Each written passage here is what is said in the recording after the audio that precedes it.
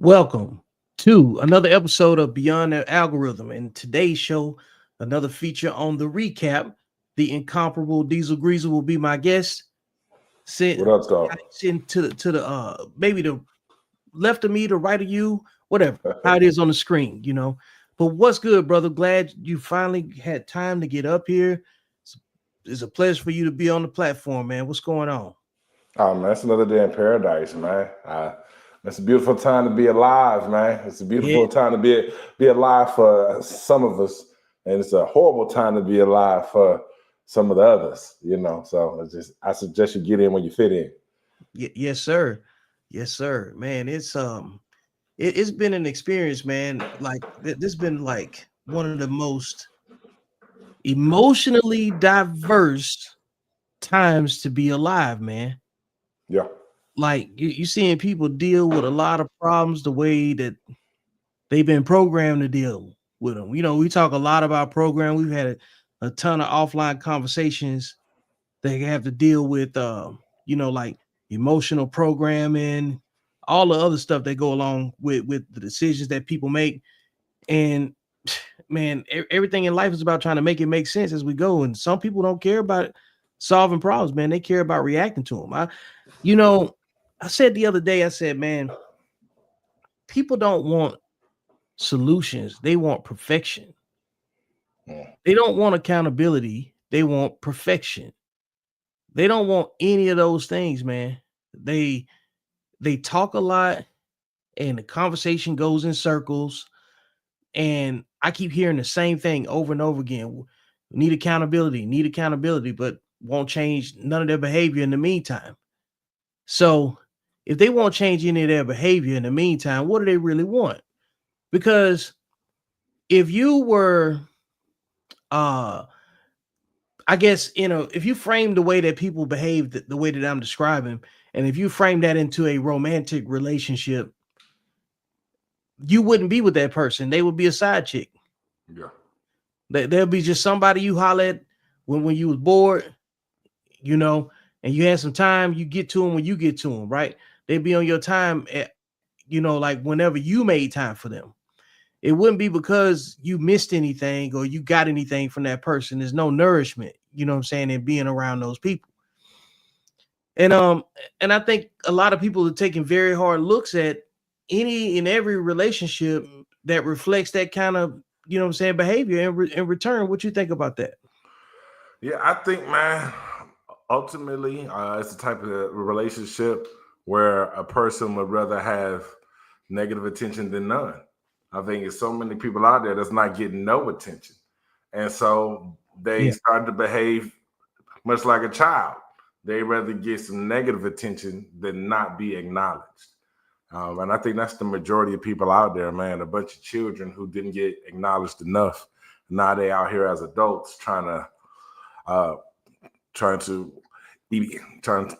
emotionally manipulate people into acknowledging them. Yeah. Well, I ran across a video. It's a few minutes long, and I think we need to incorporate that into what I'm talking about now. I'm gonna bring it up. We check it out.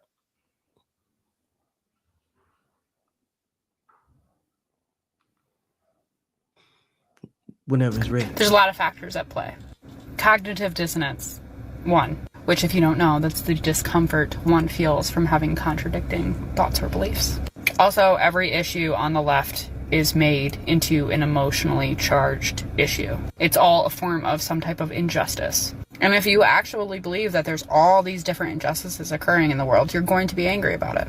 But also look at the content that people are pushing out. I mean, most of the time when I see like super woke creators, they're yelling, they're screaming, they're angry, they're emotionally charged. Now imagine being locked in an algorithm on every platform, giving you all of that content. Imagine your friends, everyone in your life, being angry all the time about things that are going on in the world. You're going to be angry. And then add on top of that, all the people dealing with a lot of emotional turmoil, and they might not know where to put that, so they're pushing it into politics. Just my 2 cents. People Just her 2 cents. Let's pause that. Honestly, I feel like she did my job for me with this video. But there's so many different things that we can dive into. She mentioned 4 things. I think we should go through each of them. Cognitive dissonance being the first one. Man, do I relate to this so hard. When I was working for the left, I would often go to these different conferences and go and knock doors and hand out pamphlets, get people to fill out surveys and all these things. And I would get questions from maybe conservative or more classically liberal people who would challenge my beliefs, and the cognitive dissonance that I would feel in trying to defend those beliefs was unbelievable. It was insane. I remember one time this student came up and asked me, because, you know, a lot of the left criticizes the government, and it's like, you know, the government is doing this wrong, they're oppressing us, they've subjugated us for so long, our systems and institutions are oppressive and racist and patriarchal and all these things. And I was talking about socialism, and this kid walks up to me and he's like, you want socialism, so you want the government in control of all these things, but you're also telling me that the government is super oppressive and racist and patriarchal. How can you want both of those things at the same time? And oh my gosh, in that moment, you can just feel your brain exploding of, oh no, I've been caught in a major contradiction. So instead of going, you know what? That makes total sense. You just get super defensive, and anger and depression and sadness and all these things you just project out onto other people. So imagine going through that every single day. Every single day. Yeah, I mean, we talk about sometimes when you... So, you know, watching her talk about that and being honest about it, you know, very, very rarely do you get that degree of reflection in most people, you know what I'm saying? And it's making the people that are fence riders get off the fence and choose a side. I remember last year before the election, I said that in July, it'll be very difficult for the Democrats to make up the ground that they had lost prior to Joe Biden anyway, you know what I'm saying, dropping out of the race. And then Kamala being set up to go in the office, just from a strategy standpoint, just looking at it like it's a football game and there's some strategy, you know what I'm saying, going here and there. You know, when you gotta swap out your primary player, your strategy takes a hit, you know. And I sat back and I said it'll probably be 20 years before the Democrats ever get themselves together again. What do you think about that idea, and then the commentary that she just added to it as well? Because now you got young people waking up and choosing sides more intentionally, and they got a lot of information that they can sift through, because I believe our generation's cooked, you know what I'm saying, as far as like our age bracket and everything, because it's the young voters that's going to change, you know what I'm saying, everything anyway. Yeah.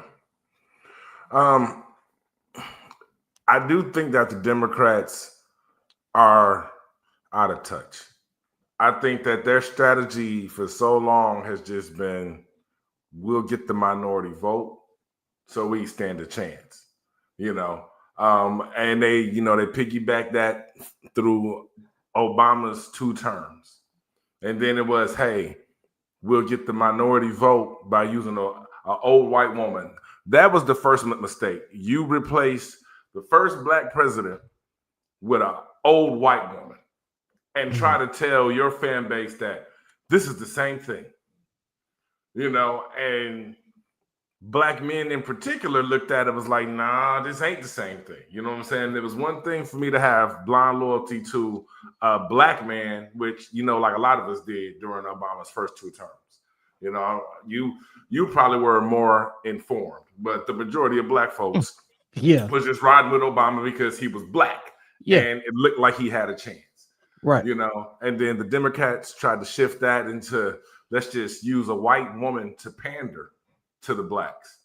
And Trump whooped her ass, basically, you know. Yeah. And then they bounced back with Joe Biden's old ass, but it was still on the strength of, hey, this was that black guy you liked, homie. You know what I'm saying? It still was not a reconnection with the black voters using a black face. Right. You know, and we got 4 years of Biden, And then, we saw what happened with Kamala. It was essentially like back to the pandering. Hey, y'all gotta like this person because she's black and she's a minority. And it's like, she has no minority traits outside of her physical appearance. She don't got a minority husband. She doesn't have any minority children, nor is she representing any minority interest. Mm-hmm. In fact, she's contributing all of her wealth to a white household. And so it's just like they're just so out of touch with how to get black men to support them. Because that's really the only thing that they're missing is for a long time, black men blindly voted Democrat, except for the small percentage of black men who have some real money, Right. And so, but like to the point of the video that you showed, it just seems like any form of male excitement or male passion or anything is misconstrued as anger. For her to make the blanket statement that, she's basically over in daunted with angry leftists, that's a blanket statement. Like a lot of these people are just passionate and they believe what they believe in. And you feel that people should express their belief in the confines or the parameters that you deem is acceptable for it not to be misconstrued as anger. Because some of them are angry, some of them are passionate, but to me, I view most of the attacks on the left as attacks on masculinity. Wait, you want to expand on that? Or matter of fact, hold that thought. Let me let the other part of the video play, and then we'll come back to that. You have a need for something to be true, and then you encounter facts that contradict your need for something, that you've staked your identity, you've staked your source of meaning on a certain cause, being this, and you being this agent in this cause who's making change, and then someone presents you with the facts like, hey, the very thing you're advocating for is actually causing harm.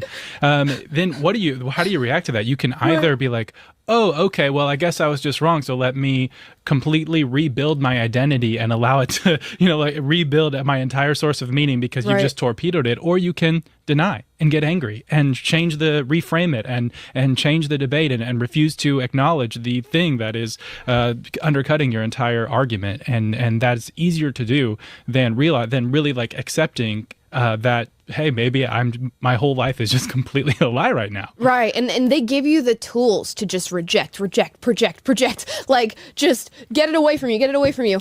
They'll tell you, well, don't even listen to people who disagree with you because those people are inherently evil and you shouldn't listen to them anyways. Or when you do end up talking to those people, you have all these safeguards. How often have you heard somebody on the left say, you can't talk about transgender issues because you're not transgender. You don't know what it feels like. You can't talk about black issues because you're not black. You don't know what it feels like. I've even been told that I can't talk about black issues in America because I'm not a descendant of slaves.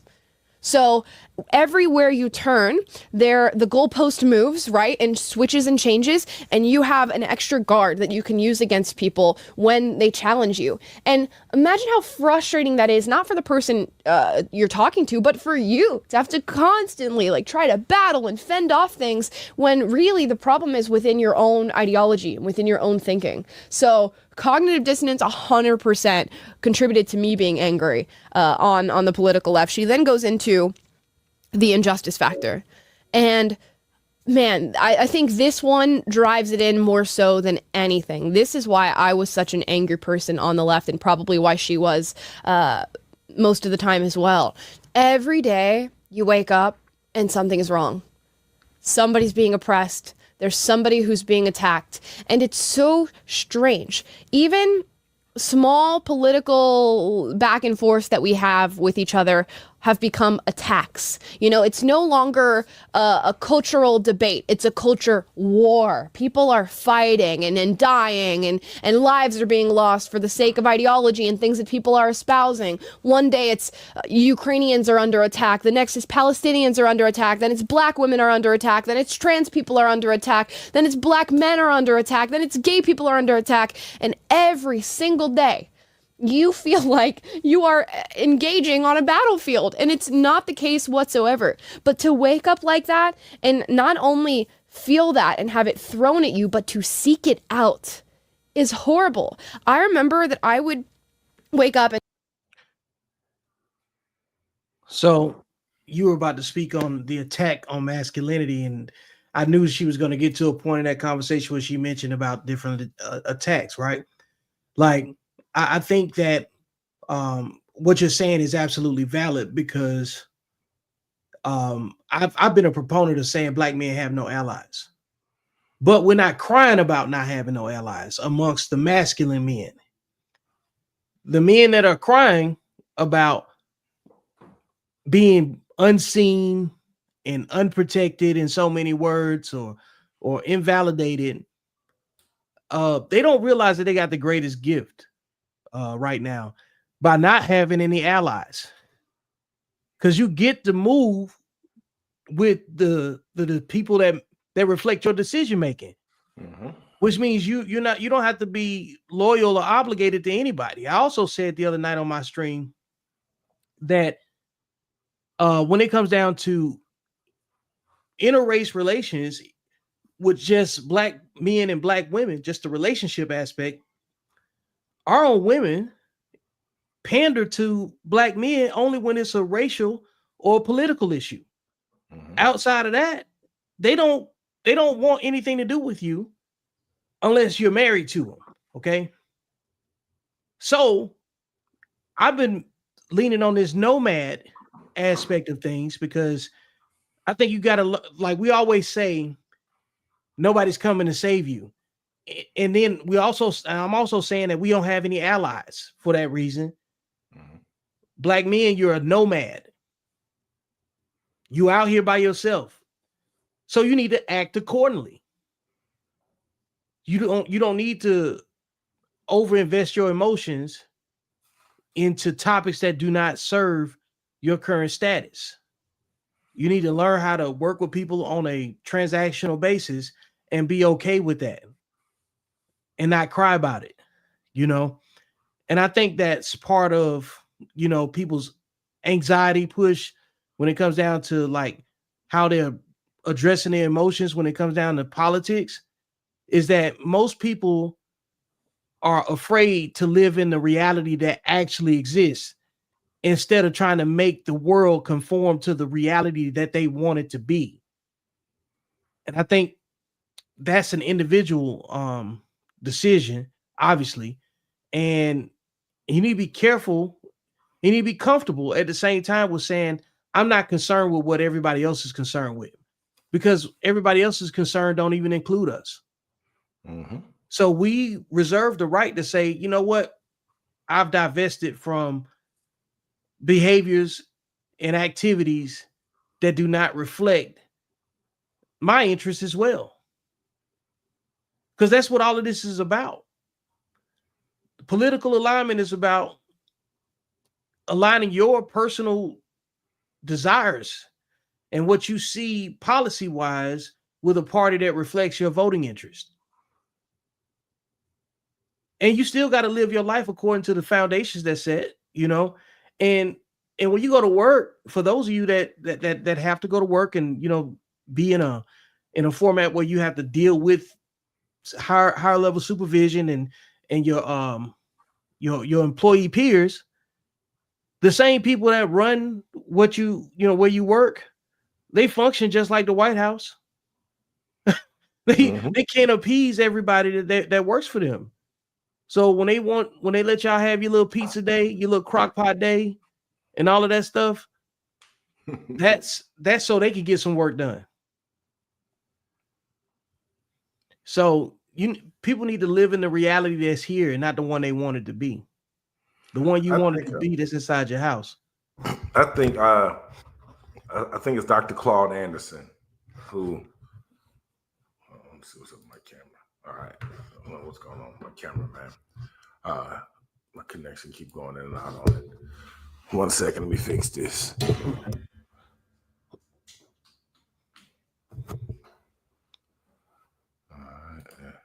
There we go. Good? All right. Yeah. So yeah, it was Dr. Claude Anderson that talks about the difference between vertical issues and horizontal issues. Mm-hmm. Are you familiar with that? Yeah.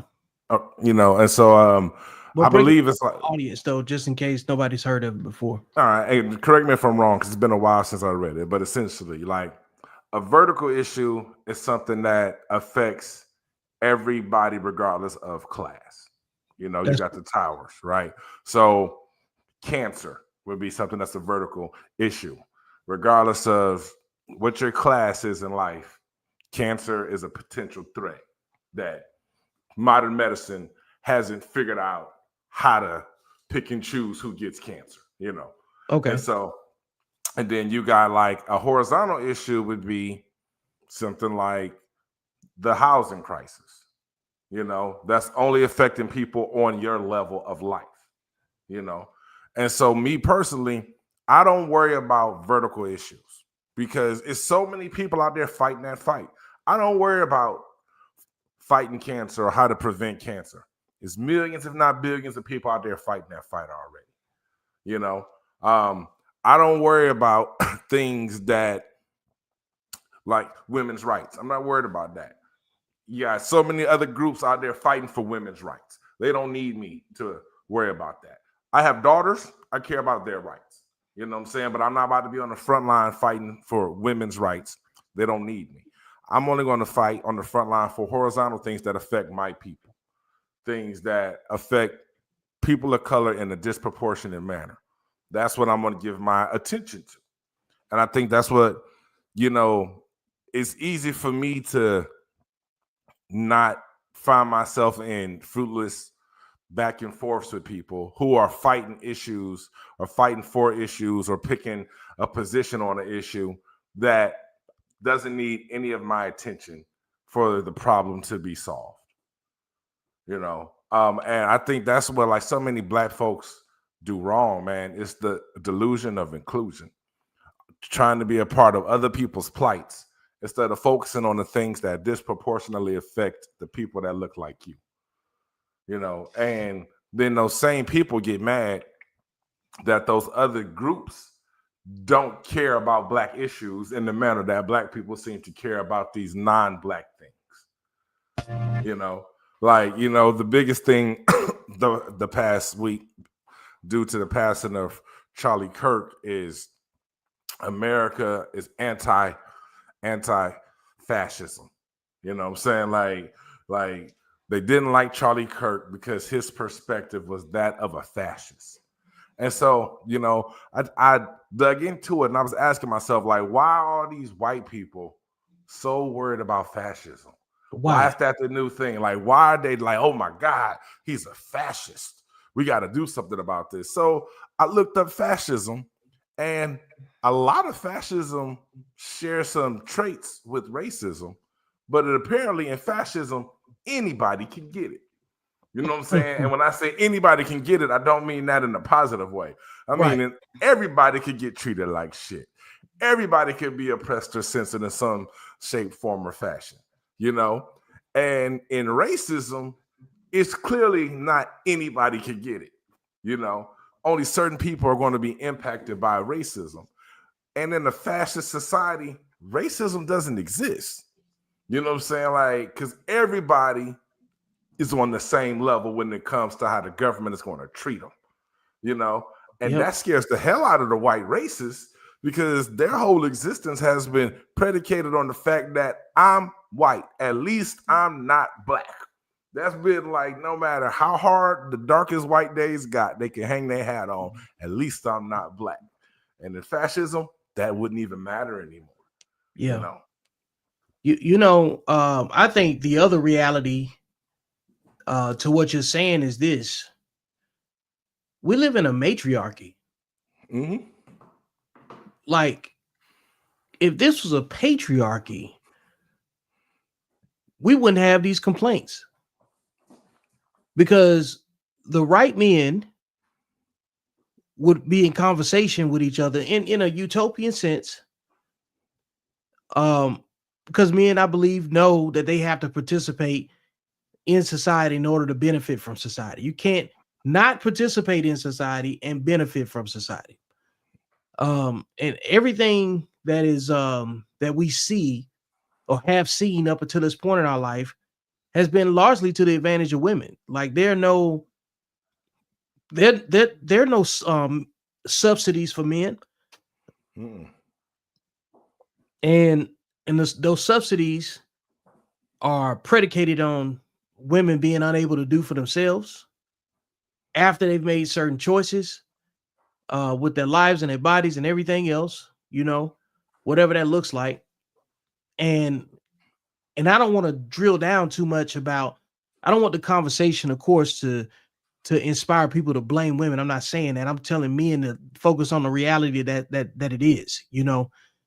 We we were joking before backstage, say, hey, black men need to start wearing body cams. You know what I'm saying? Because my issue that I see at the vertical level, the stuff that we can do something about that's actually occurring, things that are happening to us or whatever, is that men are not vocal enough in a controlled manner about why this dissolution between the black man and black woman is being deflected off of when we start talking about racism.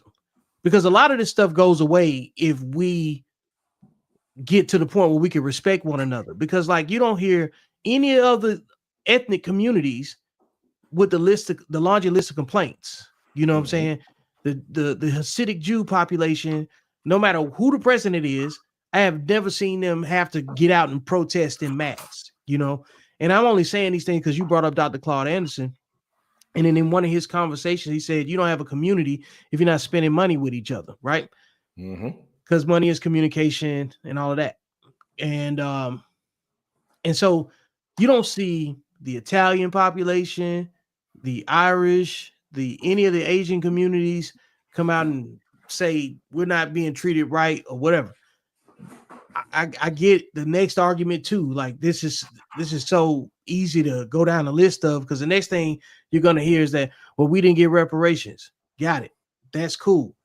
We still have to be able to trust one another to make money with one another, because there's this belief that we can make money with each other in a sustained way without trusting each other. We're not even talking about that. Yeah. And it's the same thing that comes up when it's when you hear women talk about having babies without husbands. You know what I'm saying? They so I can't wait to have a kid. They don't say I can't wait to be a wife or any of that. When saying that the community don't want to come together at all. This is why I talk about that balance between the pandering to the black man, and then this utopian conversation that comes out that we all on the same sheet of music, and we're not. Because wherever we are right now, socially, is based on behavior.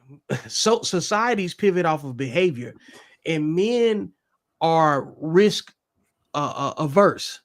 We're prepared to take risks, calculated risks that make sense, that come with the territory, meaning like, if you got to make some money, you want to make some big money, you got to go do some hard jobs, and you might have to do something that might risk your safety. If you want to be acknowledged for your craft, you got to be open to criticism with no coaching. You know what I'm saying? Oh, you just suck. You got to be willing to step out and be bullied for your opinion on things, because you can't have the least amount of resources and think that you can make the rules. The rules, yeah. And because of that, this is why I want men to take these conversations and embrace the nomad in themselves, because y'all know that nobody's coming to save you, but you'll be crying in the wrong conversations that you got no part in, and then buck dancing with these women that don't love you. You know what I'm saying? Or don't respect you. And you argue with women that you also still DMing. Somebody got to get on the same sheet of music first before anything changes.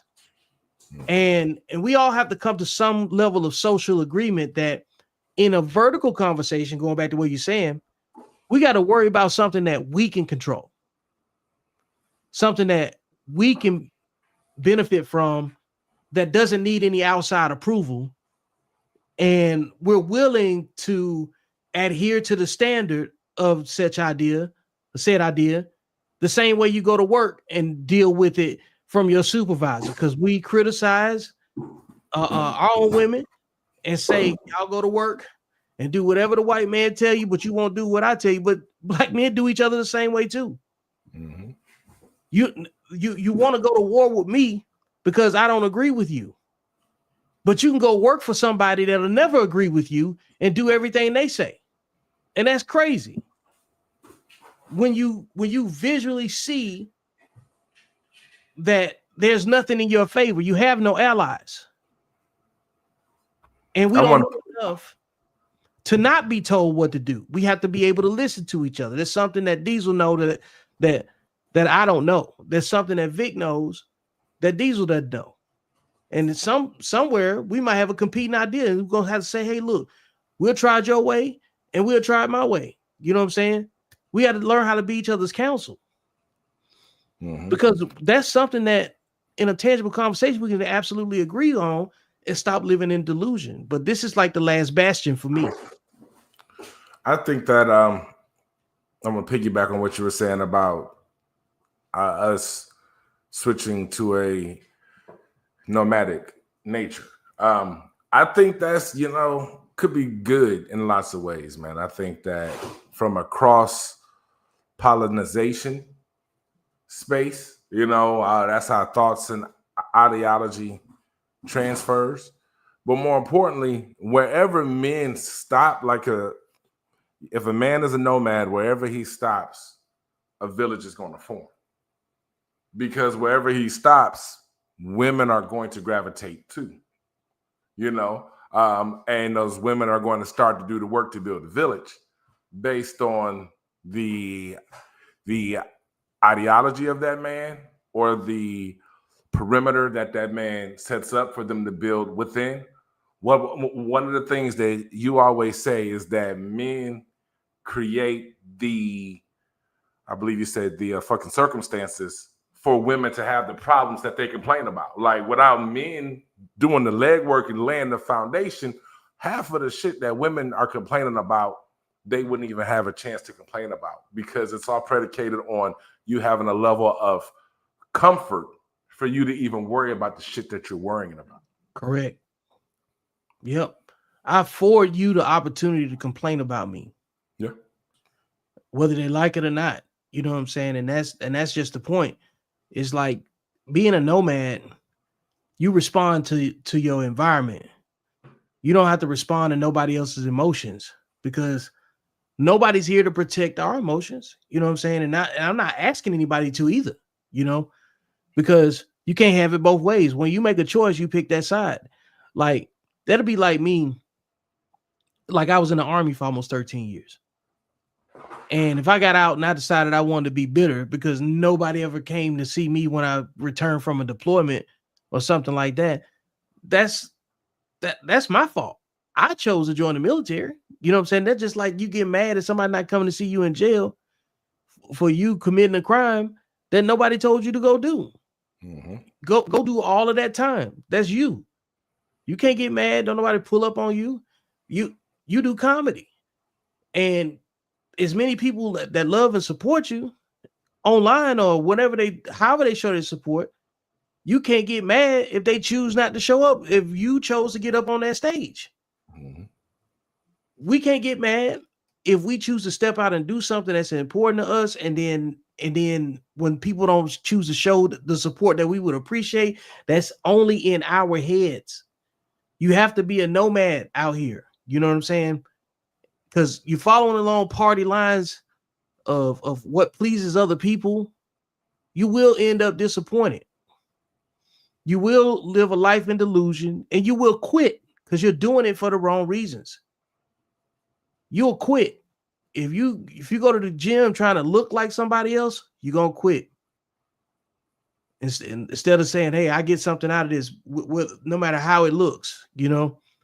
Mm-hmm. So we have to take that same mindset. I'm not gonna say what we have to do.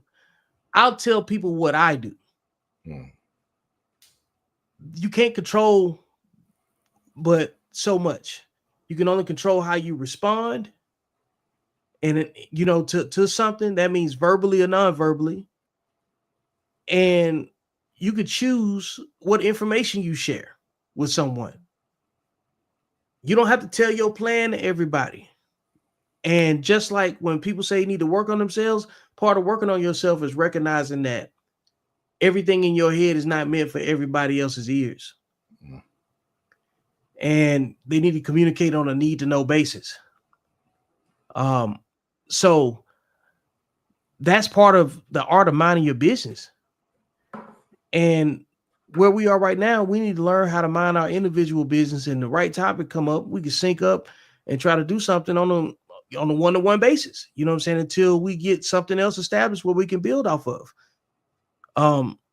And I think that everybody needs to take that same approach. I believe if people want success, if they want change and they want to see some progress, rather, they have to choose to do to fulfill the obligation that they signed themselves up for, without doing it without an audience. Without audience, yeah. You know, if you can get up there and tell your jokes and say whatever you're saying on stage without an audience, there ain't nothing gonna stop you. You know, I'll do this without an audience. I don't care. But we gotta learn. We gotta stop performing, man. Stop all this buck dancing. I think it boils down to having tunnel vision, man. I think like you can't really care what people are thinking, whether it's good or bad. You know, if people love what you're doing, that can't impact whether or not you want to do it or not, just like if people hate it. You know, it has to be based on how you feel about it. But that's where understanding knowledge of self and purpose, you know, and I think that's the key for men. Once you're moving in purpose, you may appear to be nomadic in nature because there's no telling where purpose is going to guide you. But when you're moving in purpose, you don't got time to entertain anything that's not aligned with your goals, you know. And I think it's easy to get distracted when you ain't got goals, you know what I'm saying? But when you focus on them goals, you could care less about what the left or the right is doing, you know, as long as they're not standing in your way. Right. Like, I don't care what people believe, but just don't let what you believe make you believe you're better than other people. Because we're seeing people in microdoses and in their worst moments and letting their intrusive thoughts speak out. I used to have a ton of intrusive thoughts, you know, like I'm 46 years old now, you know what I'm saying? Being able to look back and maybe even 5 or 6 years ago, I could say my intrusive thoughts were very, very loud. I didn't act on them, you know, the way I would probably have acted on them if you know, if I felt inspired or triggered enough to do so, if the situation permitted it. But like now, I'm just watching everybody else get their turn dealing with their own intrusive thoughts. So what do you think led to the surplus of the intrusive thoughts? When you say the timetable, 5 years ago, 6 years ago, I don't necessarily know, does that align with you transitioning from one career field to entrepreneurship more so? So you just had more time or a level of freedom where you don't have to answer to people anymore, or feel that you needed to control certain aspects of your behavior anymore because your bag was good and you didn't have to worry about someone trying to take something from you, so you started to express yourself a little more? I think it's a mixed bag, man. I think I've always been an outspoken person, and I've always, you know, like been in charge of something, I guess you could say. Yeah. And when I say that, not meaning I had to run around and tell everybody I was in charge of something. Other people was like, man, let's see what Vic think. You know, let's Vic, whatever you want to do. I've always led, like in a way where people just trusted my judgment if they needed my input on something. Like when you start getting blamed for things that you didn't choose because you weren't there. I mean, if you was here, this would have went a little bit better, I just stopped complaining about it and I just kind of embraced it. And then it kind of like guided me for a while, and then I'll say up until like the last 4 or 5 years ago, I think it was just, I think it was like the end of a toxic relationship with community. Okay. We're trying to be helpful with the other people that had the same energy as well. But you know how it is when you kind of like curse the burden with foresight. So you go against it for a while. But then because if you embrace your foresight, it destroys a whole lot of relationships because you know how powerful you actually are, And I remember Eric Thomas said in one of his motivational speeches, he said, man, generally speaking, most people are scared of how powerful they actually are. And they're afraid to walk in it. And what's crazy is that I started hearing that after I started just cutting these ties off unconsciously. You know what I'm saying? I'm like, yo, that don't serve me no more. This don't work. They faking it. I could tell they faking it. So I'm a kill it, to save us all the headache, right? And quietly, all this other positive feedback was coming from different angles, right? And I felt like it was more of a spiritual thing, sitting me down. It wasn't no metrics like where it was like, well, how many houses did you buy? How many books did you sell? How many people showed up this and that? You know what I'm saying? I just started abandoning things that brought me closer to people that would cause me more issue. I started really itemizing, where am I getting the most resistance in my life at? And it was people. And I'm not saying it in a hurtful way. Sometimes there's always a trade-off, right? When you want some level of success. Yeah. And at no point in your life are you going to have to deal, are you going to be able to avoid dealing with people? But the issue is that if you're in a certain business, you're going to deal with certain customers and certain clients and certain people. If you know anybody that sold dope, if they sold weed, their customer was different than somebody that sold meth, heroin, or crack or something like that. Because you can't smoke with everybody. You know what I'm saying? and so I think that I just started really being honest with, yo, I don't like trying to placate to other people's emotions and put myself in a position where people take my kindness as weakness. Because then I saw a post that said, like, your tone isn't the problem, because when you find the right people, your tone won't be a problem. You know, how many times have you heard that? Well, it's the way that you said it. It's like, no, if I'm talking to the right people, it would have came across in the right manner. But clearly, I'm talking to the wrong person if you taking this in a less than positive way. When I'm trying to help you, when I'm trying to share something with you. Man, what I started doing to kind of itemize exactly what you said is that people are telling me the same thing that they would never accept from their own children. Mm-hmm. If you told your kids before you dropped them off at school, you got these 3 things you need to abide by. If you are in doubt about these 3 things that I'm telling you, call me before you make the wrong decision, right? You leave, you go do what you're going to do. 2 hours later, 3 hours later, some point in the day where it's inconvenient to you, you get a phone call from the principal and your kids did exactly the opposite of what you told them to do, right? You talk to your kids and you confront them on it, and your kids get defensive and say, well, you didn't say nothing about them white people over there. All 3 of their lips going to be slapped off. You know what I'm saying? because that ain't what you said. And then so I use that analogy to explain this. When it comes down to men, women, black, white, or whatever, every time we bring up an issue, it's always a finger pointing situation about, well, you didn't say anything to them. And I got to the point where I was like, you know what, man? People don't want solutions. They want perfection. Mm-hmm. And people ain't perfect. Situations ain't perfect. And nothing is perfect. So how dare you demand perfection from me when I just want honesty and accountability for the topic that we're discussing? And so I started realizing that there's a very vertical connection, parallel connection to the way children behave. And then I look at the parents that raise them. And it just started putting a lot more clarity that I couldn't avoid, to the point where I had to start talking about it. You know what I'm saying?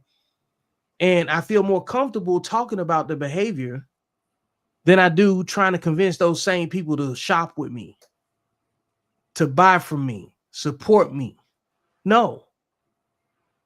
It'll be great if that happened in a willing way, but it's not. I don't want to buck dance for nobody. I don't want to placate to nobody's emotions, because there's too many men that feel the same way I do. Because when you ain't had no allies for a long time, at some point you get desensitized to it. And then I think the major thing that happened in my life that allowed me to articulate it in a way where I can bring this type of conversation that we having right now is probably marrying my wife Gina. You know what I'm saying? Because when you got a woman that sees you for your authentic self, that's something that I can't really explain to another man that is probably not working on himself. Because I'm not saying that you could be working on yourself. It may not be no options where you are if you're not prepared to move and do whatever it takes to bring bring that missing piece, to your space. But women do come with a type of energy that if you got yourself together, it makes you value what you value changes. It gets prioritized differently. Certain things that you've already done, you're like, yo, I can put that down, I can go get it again. You know what I'm saying? This is more important right now because I ain't gonna get this all the time. And what I mean by that is there's a level of resolve that a man has to have, whether he's in a relationship or not. But if you never experience it, you'll never attract what you want. I think that having a woman like you have in your life gave you an opportunity to be present. Yeah. Whereas, prior to that, you spend a lot of time in the future thinking about how we're going to fix this, how we're going to do this. Spend a lot of time in the past as far as, okay, damn, I should have zigged when I should have zagged, to being able to be in the present and have peace, which, creates the space for you to actually get the work done. You know what I'm saying? Like, because you can get the work done when you at peace, man. You can't work when you got anxiety. You can't work when you got fears or stresses. You know what I'm saying? Because that's going to come out in your work. But when you're working from a place of peace and purpose, it changes everything. Describe it. Like case in point, man. Like I've been in this 7-week training course. It's been eating up a lot of my time from 8 to 5 days a week. And even still, like, setting this stream up and doing this and making time to do it, getting in front of a camera, speaking your mind, staying on track, dealing with the nuances of tech issues, the internet, doing its own thing, and trying to doing it righteously, because it requires a lot of patience. And if it requires patience for me, I know she requires it too. Because I take time away from her too to do this. But what she doesn't do it stopped me from scoring because every time the work that I put in behind this camera is what really fulfills me. You know what I'm saying? In my downtime, like I get it, man. I love lifting weights. I ride my motorcycle. You know what I'm saying? I enjoy those things, but like there's very few things that we have as an avenue to get out what we feel, and it's not even what we feel, it's mostly about how we think about the way we feel, because you're using your feelings as an antenna. We're trying to transmute this stuff, and into something that's useful to another man that can actually relate to that. And give women the cheat code along the way, because I really don't want to talk to women that don't respect men. They don't deserve to hear from you. Nobody deserves to hear your voice. Nobody deserves a rebuttal or response from you that doesn't respect you at all. And that's one of the things that I was able to capture. Like those little nuggets like that, bro, those one-liners, that's because I've had enough time to put it all in one conversation. You know what I'm saying? To make it make sense. Because there's very simple answers to our problems. And it's simply removing the hazard altogether. I don't engage with nothing that don't care about me. Hey, Vic, man, you got some fans in the comments, man. The homie Jamal Bush. Okay, what's up? I like this brother Victor talking. Yeah. You know. Hey, shout out to Jamal. What's up, man? Appreciate it. Yeah. That's a bar. Hey, man, we appreciate you, Throw a little applause up there for the homie. You know what I'm saying? Glad you could follow, man. Hey, for those of you that have never seen me or interacted with my content on social media, I'm gonna drop my link for my YouTube channel in the comments. I want to, talk about. I want to use this opportunity to talk about how Black men specifically, and any man specifically, needs to really truly know how to detach from other people's expectations, man. I think we say these things because it's so rehearsed. It's like when women say, "Oh, I'm independent," this and boss bitch that and all of that stuff. Men have some phrases that when I hear them repeat them, I don't believe them. And I believe that the world is so much more spiritual than what we want to acknowledge. And that's one of the things I had to work on, in that 5 or 6 years span, when talking to my wife, and then with her telling me the things that I helped validate in her life, and I audited her about things that I challenged her on, and then being able to, practicing what you preach should be easy. And becoming linear, you know what I'm saying? Where if she feeds me at a certain time, she know I'm gonna be tired and ready to go to bed after that. She knows like my pattern, you know what I'm saying? So really being able to be comfortable, like you were talking about, being at peace and being able to move around without no unpredictable nonsense, you know what I'm saying? And being seen that way. I don't know if very many men have had that chance, because the complaints say no.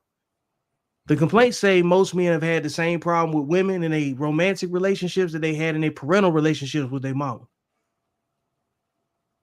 The hardest demographic in amongst men, I believe, that the challenge is that to overcome all of this is to be able to tell men that have been raised by women that they need to do better and stop acting like women. And get them to accept it. Get them to refrain from arguing with women. You know how I feel about it. Rule number 2. Y'all got to stop arguing with women. And I even said that in my own marriage. Like I said, you know what? From this point on, when we don't agree on something, I know it's not coming from a malicious place. So I'm going to accept it as my fault that I didn't communicate something right. because you could tell when somebody's doing something from a lack of information, and then they operating, they improvising because you didn't lay out something clear, or you assume that something should have been clear and understood and it wasn't.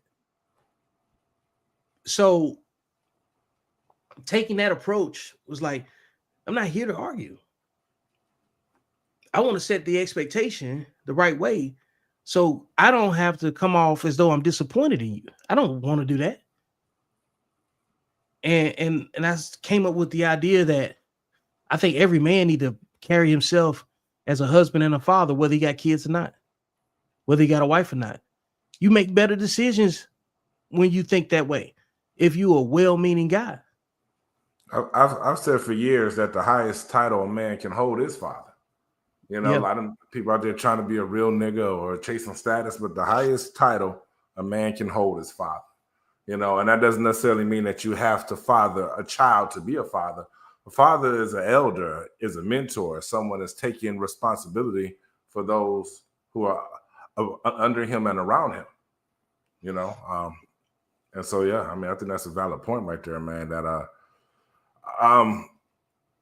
lot of men don't know how to be men. You know, that's one of the things that you talk about a lot. You know, is men not being taught how to be men, and you put out a lot of information that can help any man that's trying to find himself or find the code to adhere to, so they can form their own ideology of what manhood is. But it's going to be based on those simple codes, because those principles are like gravity, man. They don't waver.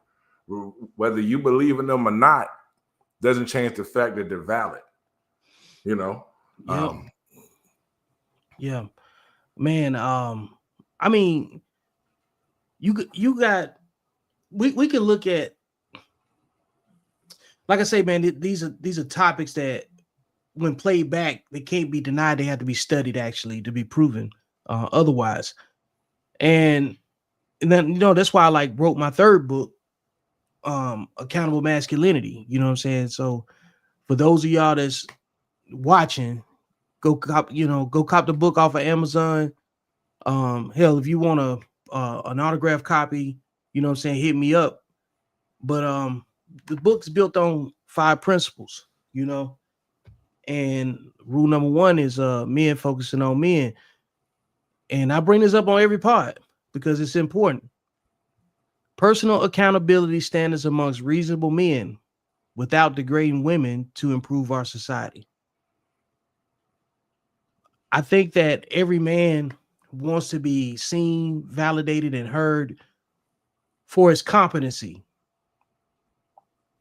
not because of any other attribute, but what he's able to do. And whether we've been brainwashed to believe that we have to do something in order to be valid, I don't care. It's still useful, you know. But I do believe that that's the case, because nobody picks up the phone and calls a useless man. Mm-hmm. Let me call old useless Ulysses. Let me call useless, you know, Jerry. Jerry the useless. You know what I'm saying? Get out of here. There's never been a celebrated title of a useless man. You know what I'm saying?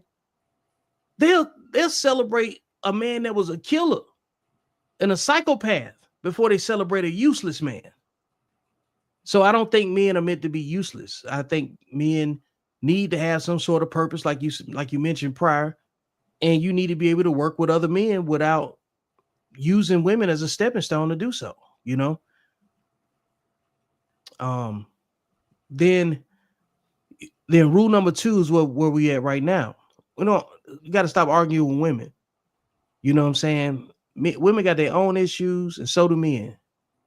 You can learn to mitigate our own issues by observing the way women interact with each other, and you'll soon understand that if you take men out of all women's problems, women have major problems with each other.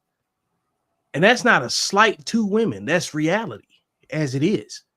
Doesn't require a whole lot of words. I didn't make up anything that you can see growing up. To all the guys that probably grew up with a bunch of sisters or got raised by a bunch of women, that's why you have the problem you have with women, because that's who raised you. It's not an insult, it's a reality. Women don't get along with women. No, and they exactly. So if you're a man raised without a man by a bunch of women, you ain't gonna get along with women either. It's just not, it's not likely, you know. Because horses can't raise zebras, bro. And zebras can't raise horses. So a lot of us we got the hardware, we got the physical outline, the phenotype, but the software is different. The software is different. You know what I'm saying? That programming, that psychological imprint, that first 7 years of your life, and this is some game that I got from my wife. That first 7 years of the kid's life, they come from the mama. So unless your pops had you the first 7 years of your life with no women around, most of you got your mama's programming. Mm-hmm. And if you were raised with sisters, you used to using women and getting over on them because you was raised with some lying ass sisters. They don't tell the truth. They don't even tell the truth well into they 60s. Long after their youth is blown, they still lying to themselves. They lie to their own daughters. One of the commenters, he said that dude has great word choices. Hey, that comes from years of being misunderstood and getting tired of having to go back and re-explain who he is based on character assassination because of misinterpretation of words. You know, so you learn to be very particular with the verbiage because they looking for a reason to be offended. You know what I'm saying? They're going into the conversation like, how can I be offended by what this brother is saying? So there's a lot of poison experience there, man. Yeah. Hey, my man, more or less, what's going on with you, bro? I appreciate you. Yeah, man. This psychological imprint that I took a lot of time to figure out. Where I study behavior, and I don't have no psychology degree. I don't have no medical credentials. Okay, I'm not no prosperity preacher, but I am an intelligence analyst with a psyops background. I've studied human behavior so I can lethally target it professionally. Okay, I want that part to be understood. And if I can find out where you like to eat, then I can get you. All I need to know is one little piece of information, and it don't take much, and I will unravel it. But as I run through these different talking points in this, you'll understand why I know. But most importantly, men, stop arguing with women, and women, avoid argumentative men. I know it turned you on, but you're gonna get killed by a simp. Bottom line, decentralized leadership, knowing when to lead and when to follow. Men must avoid misrepresenting fellow men. We are not perfect, but we must have redeeming efforts. I might make a mistake tonight, tomorrow, whatever. And men need to have the same forgiveness for each other that they do for that cheating ass woman that they keep forgiving. You know what I'm saying? They need to have a level of forgiveness in that. You know what I'm saying? There needs to be room to make mistakes. And I think that sometimes we have an all or none mentality, and it doesn't serve us as well as we think it does. You know, we want to go fight blindly on things, and we don't understand how compromised we are, you know, because we're so fragile over a couple of different items. Like if you get the wrong woman in a situation, and the truth is both of y'all are probably pressed about the worst chick ever, you know what I'm saying? And when, to me, that's more of a feminine behavior, because women will fight each other, will compete with each other to get pregnant by the worst men. They will make a baby with the wrong man before they make a sandwich with the right one.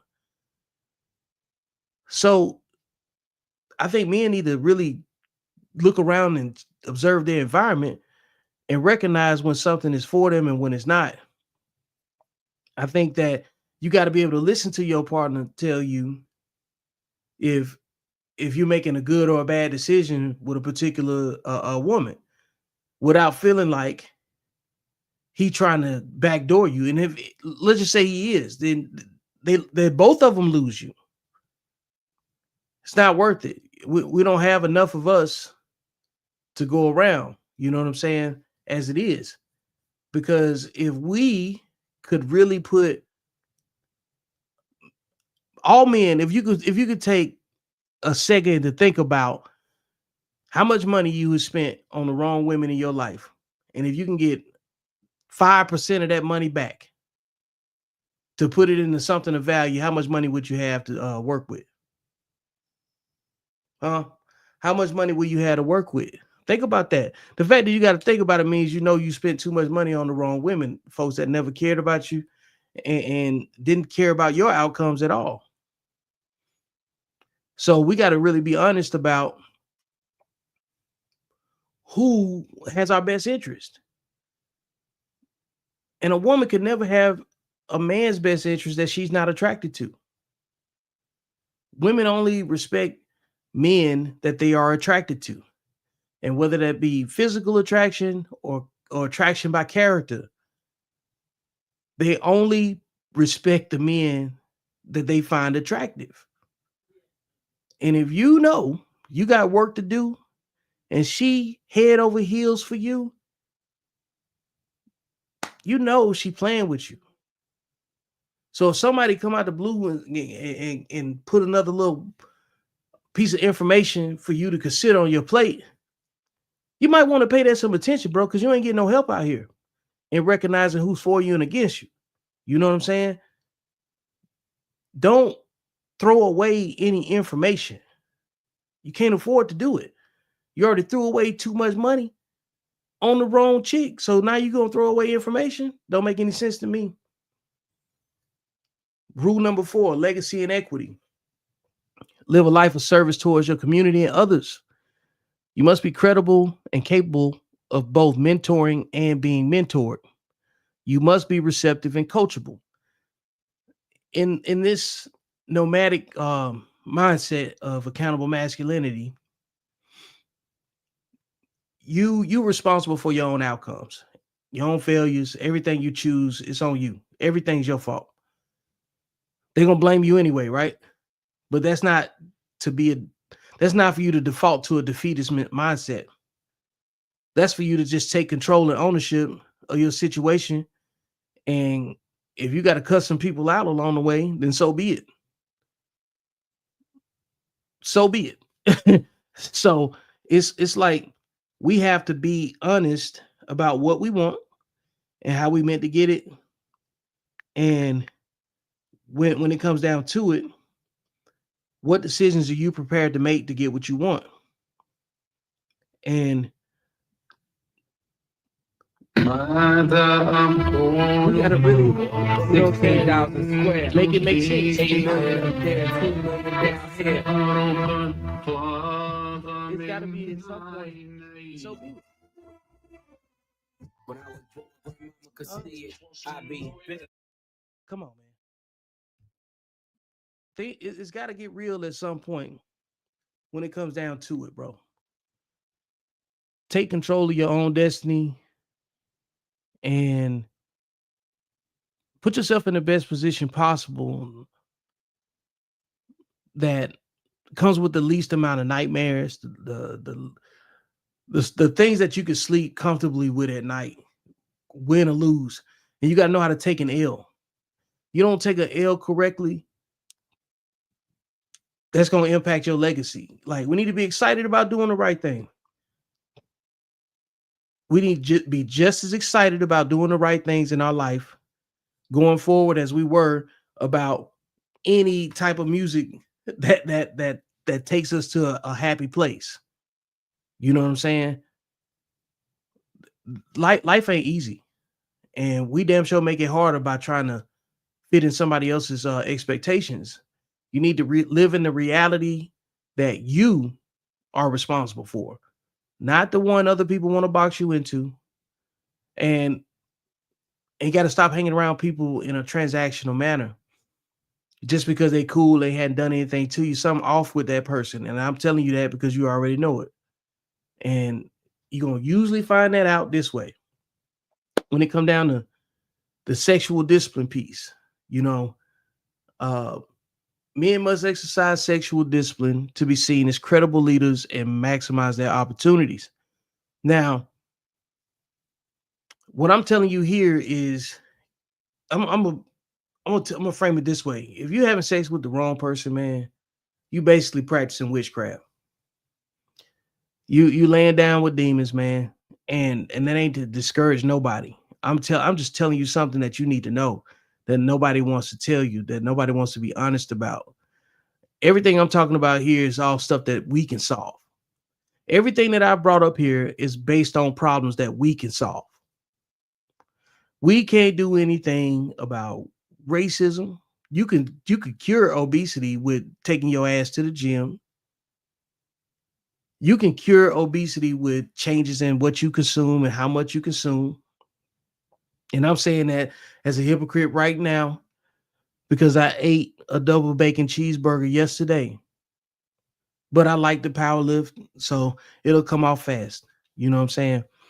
But the point is that when you know better, see how, like I just said, yo, I know I could get it off, because when you like food, you got to be honest with that, and you got to go do the work that go with that too. You know, all of us trying to be better and overcome what we thought was the norm, but you're responsible for setting the norm, and part of that norm has to involve the right people, the people that's healthy for your outcomes in life.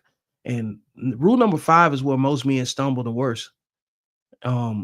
I don't mind getting up here saying the same thing over and over again, because I know there's somebody that's never heard any of the things that I'm saying right now. This year, we've watched Shannon Sharp get caught up because he can't control his own privacy. Because I don't want to talk about what his attraction is. As long as it's legal, it's cool. Okay. What's not cool is throwing your own privacy away. And the fastest way to lose all your privacy is for dudes to put his meat in the wrong cheeks. Hands down. Nobody even know you exist until you got your meat in the wrong conversation. Nobody even knows who you are until that part's situated. And you know that's on you at some point. Deezil, you ready? Nobody knows you exist until you in the wrong situation, bro. And this is where, going back to what I said before, if you can get back any of that money that you spent with the wrong women in your life, what kind of position would you be in now? Well, now you got more discernment. You don't have a choice but to have more discernment, because I said earlier, we live in a matriarchy. So you basically have a tariff on your freedom, whether it be financial or physical freedom. And the fastest way to get taxed is to have poor sexual discipline. Now, a lot of y'all that might be listening, a lot of your poor sexual discipline habits, especially you guys that's raised by women, that's where it comes from. Because if you grew up with sisters, you know all their tricks. You know what they fall for.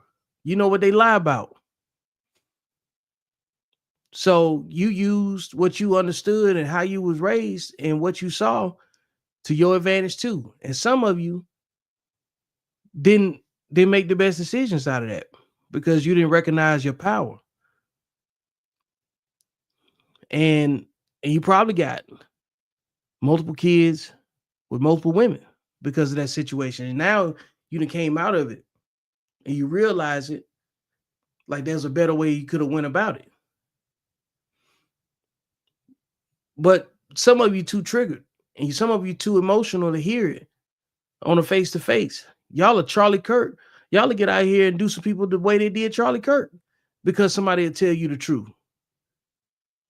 a lot of you cats is really untrustworthy for that reason, and it's unsafe for a lot of black men amongst their own other black men, because generally speaking, the most unbalanced, the most emotionally unbalanced men fit the behavior that I'm describing. They come from the same situations every time. When y'all be talking about YNs, y'all talking about the same ones that's raised the same way I'm describing. Y'all got the most kids with the worst women. The dating pool is filled with single parents that y'all put in there because you was single parent too. If you take the single parents out the dating pool goes quiet. I don't have no problem with that at all. I'm just telling you that based on the data, that it is what it is. The majority of men don't have children. So when they start talking about these kids need to do better, you can't blame the men that don't have no kids. You can't blame the men that's married and they taking care of their kids and underneath their own roof. In fact, their kids are in danger to your kids, to the kids that you got with Pookeisha, the one that your first and your worst baby mama. Your kids with her, they bullies. They over here terrorizing the other kids that trying to do right and not and avoid influencing, being negatively influenced. Yeah. Because we so overexposed with each other. We don't believe that the things that we only feel interest us affect other people. And that's a human thing. Not everybody has objectivity like that. So that's something that has to be taught. It has to be learned through experience and exposure. But you got too many people that never left a zip code that know everything about everybody. And that group of men that I'm describing, they can't listen to nobody. So the truth is, at this stage, if there is going to be a community, them single fathers need to be on the same sheet of music. Them single fathers and them baby daddies need to be on the same sheet of music. And I know they all got the same complaint too. They can't get no love or no compliance or no cooperation from the mother of their kids.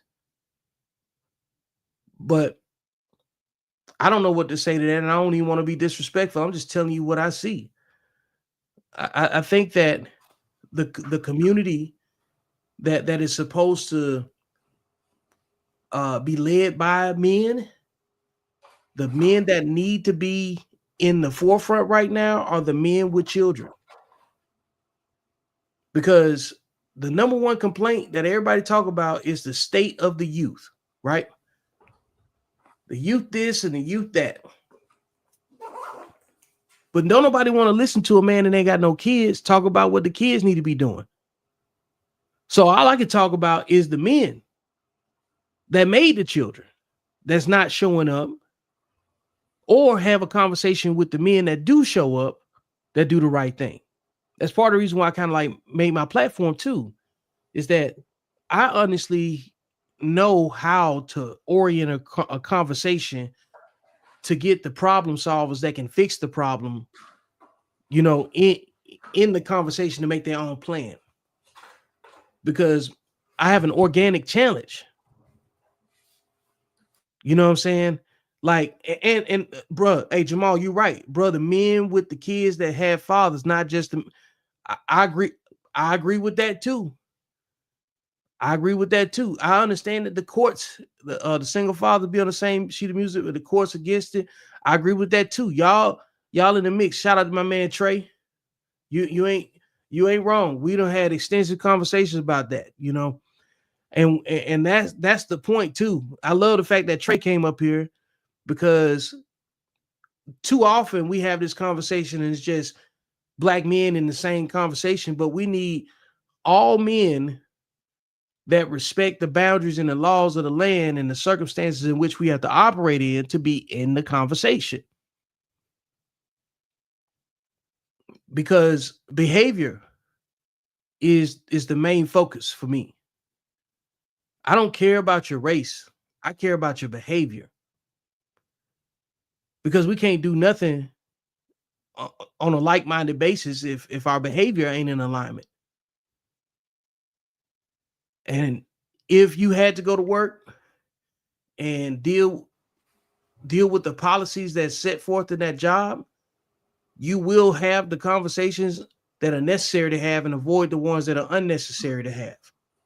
We need to bring that same energy to a conversation where men care more about solutions than perfection. Because ain't nothing perfect. Welcome back. I see you was getting your camera situated. Yeah, man. This thing forced to update in the middle of everything. Once it starts, you got to ride it out. Bruh, ain't that like what life is anyway? Yeah. Unexpected updates. It got to accept reality for what it is, man. You know what I'm saying? So, but man, shout out to Jamal, man, for his engagement too, man. Yeah, actually, man, that's a brother, man, I met on the internet maybe about a year or two ago. And we used to have debates going back and forth. And you know enough about me, I can be forward and abrupt at times, and so, it leaves room for some misunderstandings. And we hopped in the inbox and we hashed it out, a few times, just to get a better understanding, man. Good dude, man. Always shows love to the platforms. And a lot of the stuff that you've been hitting on today is stuff that he talks about on his page all the time.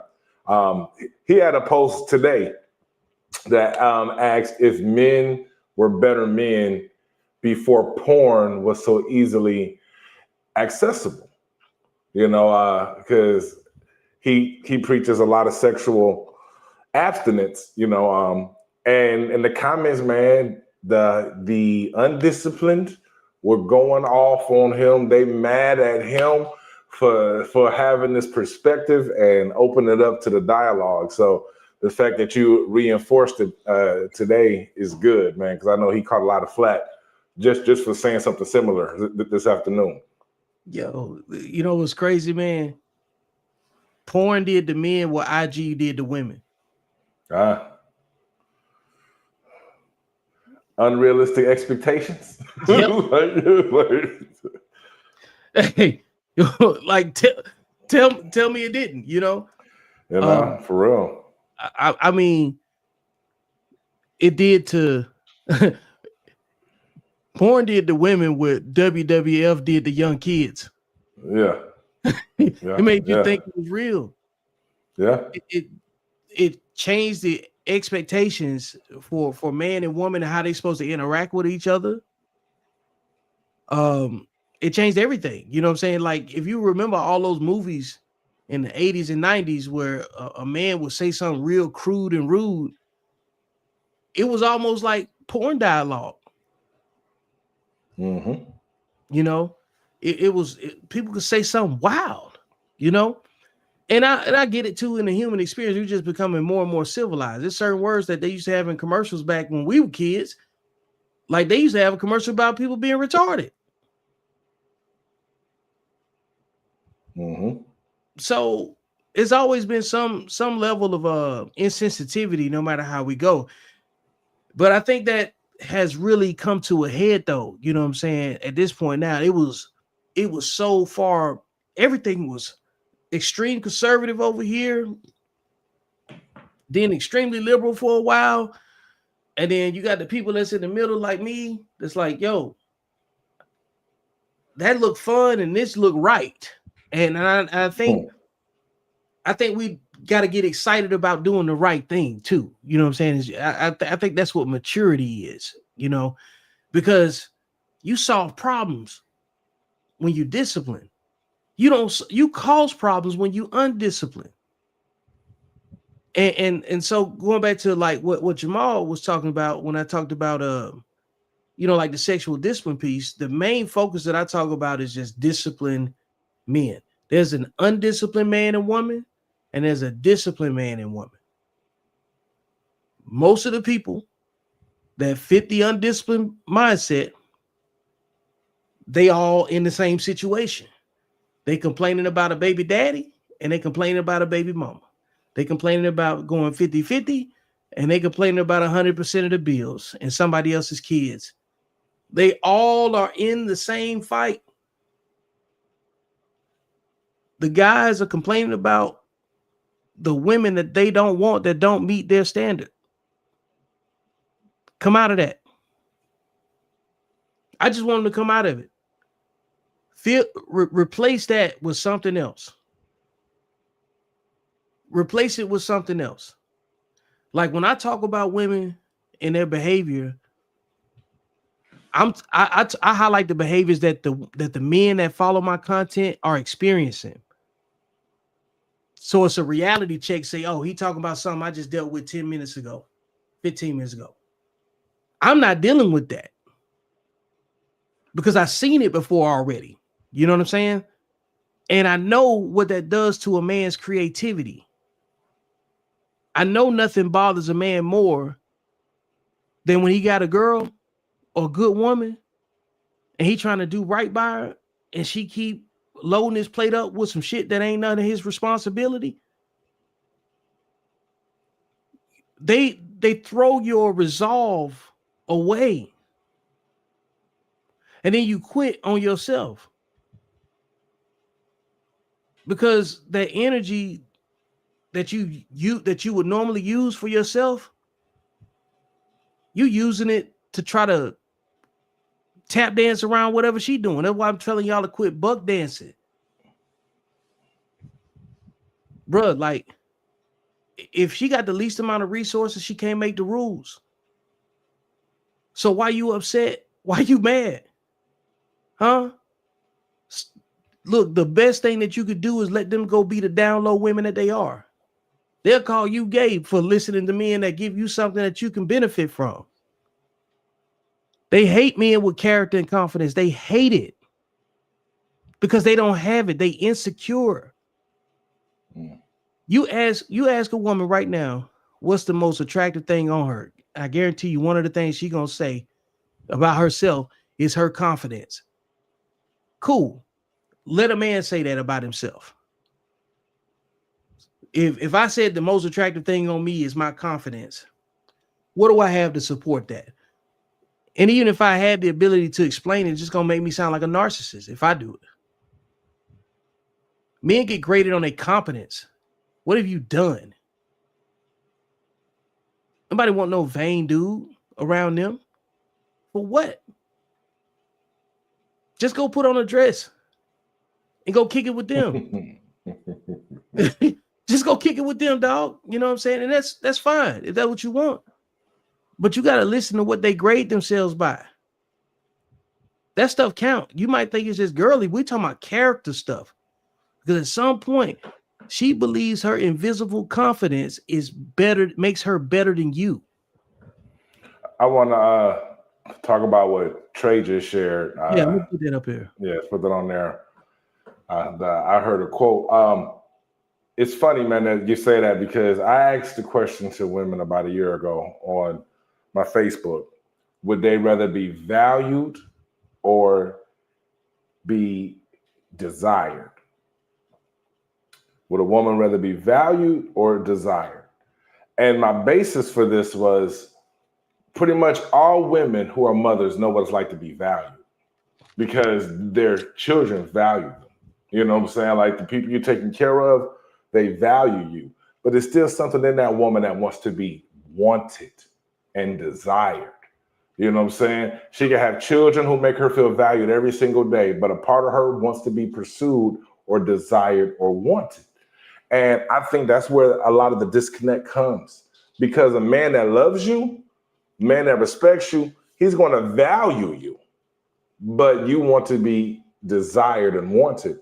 And it's impossible to have something and want it at the same time. Like, and this is the thing. Like, if I have you, I can't want you. Like, if I have a cup of water, I can't want a cup of water. I can want something else to drink, or I can value that cup of water, but I can't want what I already have. And that's where the disconnect comes in, because these women want to be chased and pursued and wanted as opposed to being valued. And as a man, we have to understand that what we value determines our worth. You know what I'm saying? The shit that we value, not what we desire.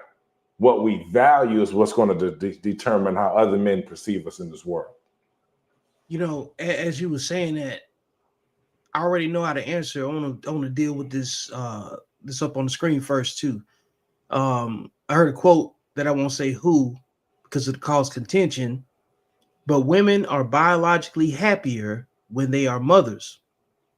At the core, that's what women were made to do: raise children and provide. But in today's society, they all want to be independent. So you got women in their 30s trying to find men to have kids with.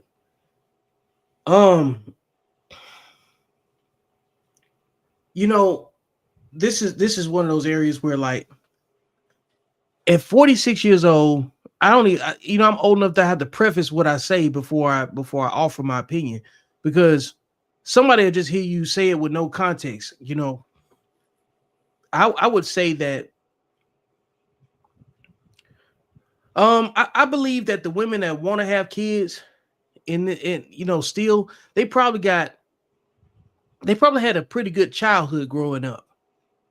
I believe that a lot of the women that I see talking about relationships and stuff, they're far more transactional in their conversation, but I know quietly through multiple conversations, private, through screenshots and everything else, that they really are miserable and tired of only having conversation with their 4-year-old. You know what I'm saying?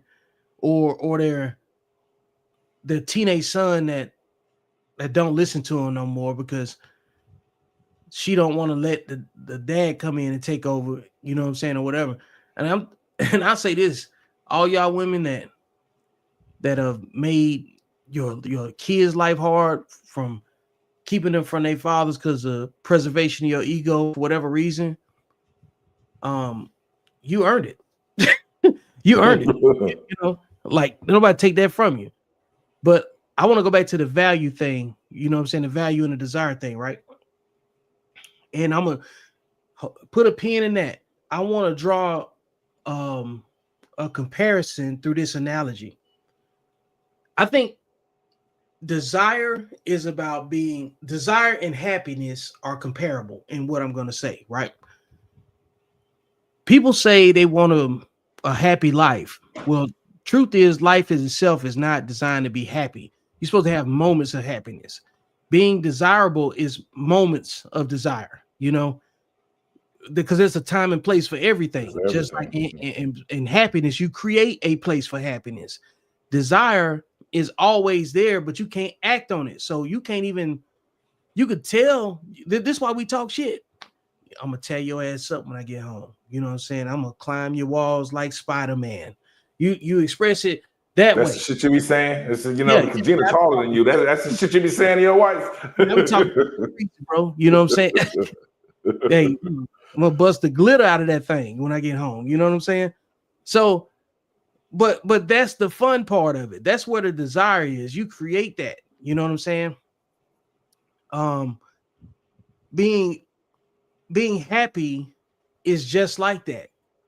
You got moments of happiness. You remember that specific day, time, what you wore, how you woke up that day, who called you, what the text message was. All of the details are usually associated with moments of happiness and extreme sadness, and we don't try to block out happiness. You know what I'm saying? We'll try to block out all the sadness that we can.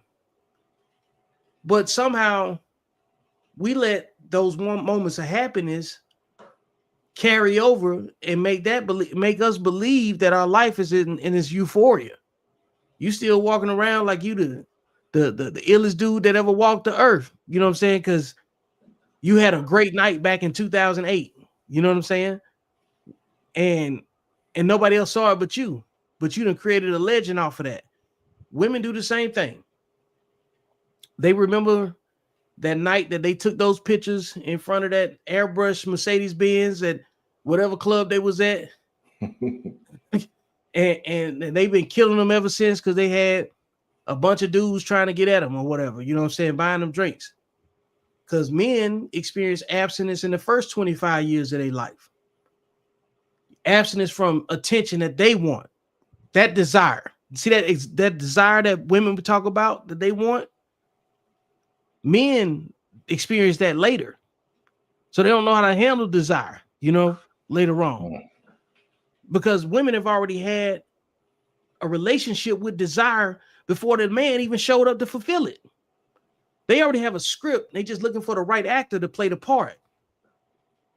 The men, when they start hitting these certain points in their life where their appeal is so high that they got women coming at them from everywhere and willing to do whatever to get that attention from them just to be better than the last chick that you was with.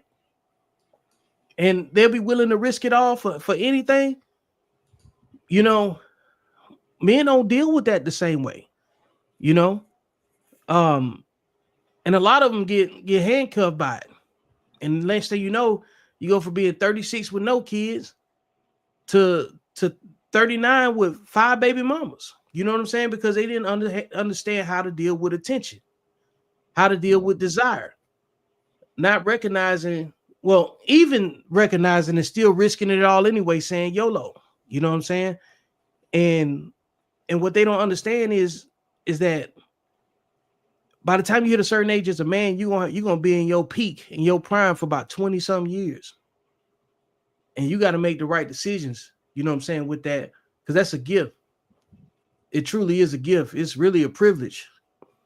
Because I see plenty of dudes that's 20 years younger than me, you know what I'm saying, that's BBWs.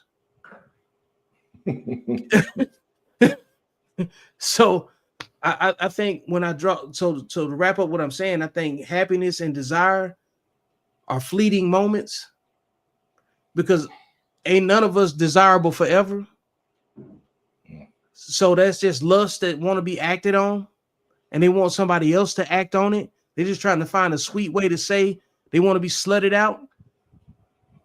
And the value part of it is universal on both sides, because when your desirability goes down, you want somebody that values you.